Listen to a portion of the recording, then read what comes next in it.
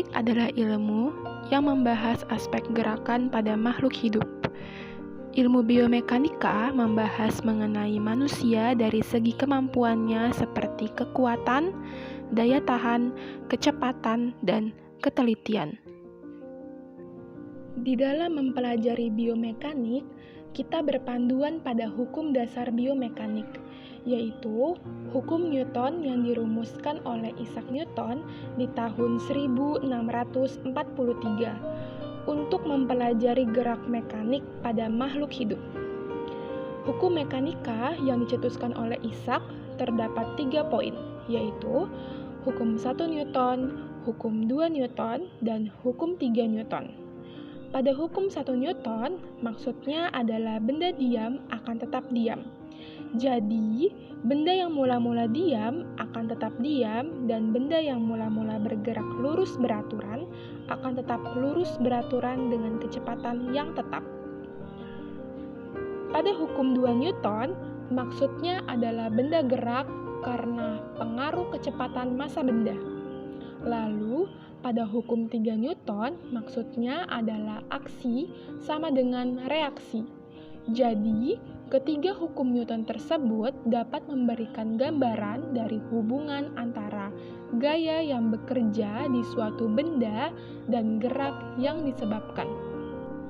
Baik, pada kesempatan kali ini, saya akan melakukan praktikum mengenai penerapan pada muskuloskeletal level, penerapan gaya di dalam dunia medis atau kesehatan, dan penerapan pada kegiatan momentum gaya.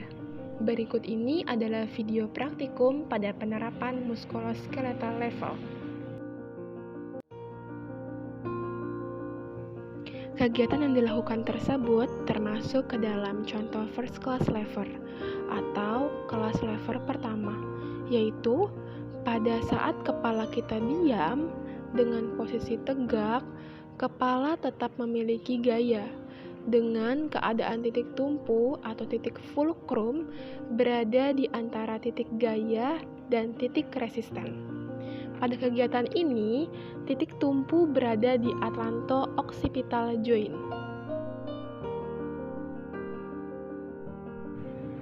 Pada kegiatan tersebut, merupakan contoh dari second class lever atau kelas lever kedua, yaitu pada saat posisi jinjit dengan beban berat tubuh kita sendiri. Jadi, untuk bisa bertahan di posisi jinjit, kita butuh gaya otot, yaitu otot gastrocnemius, dan titik fulcrum berada di sendi MTP atau metatarsal phalangeal, dan resisten berada dekat dengan titik fulcrum.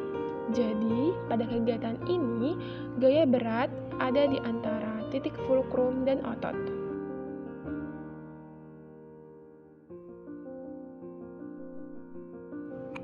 Pada kegiatan tersebut merupakan contoh dari third class lever atau kelas lever ketiga, yaitu saat tangan di posisi isometrik dengan beban yaitu barbel.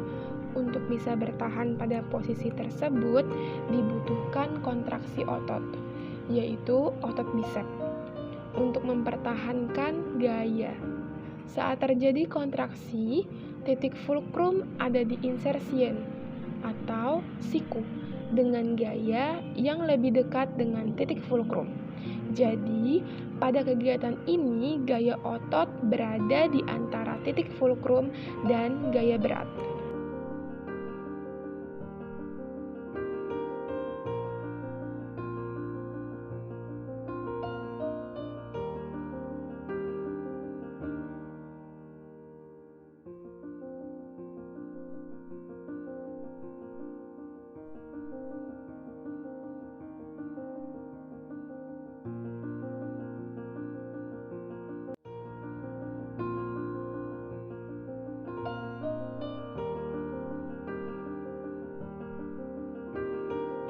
Untuk contoh selanjutnya adalah pada kegiatan mengangkat tandu.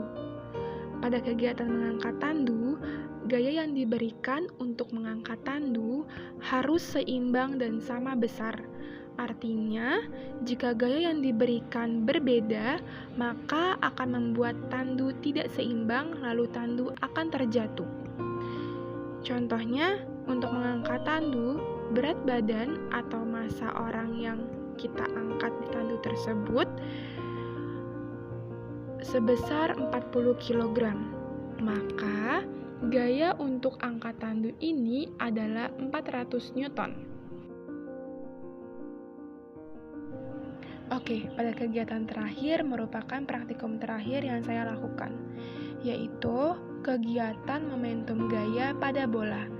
Jika gaya yang diberikan tidak bisa diterima oleh bola tersebut dikarenakan gayanya terlalu besar, maka benda, yaitu bola tersebut, akan terpelanting atau terpental.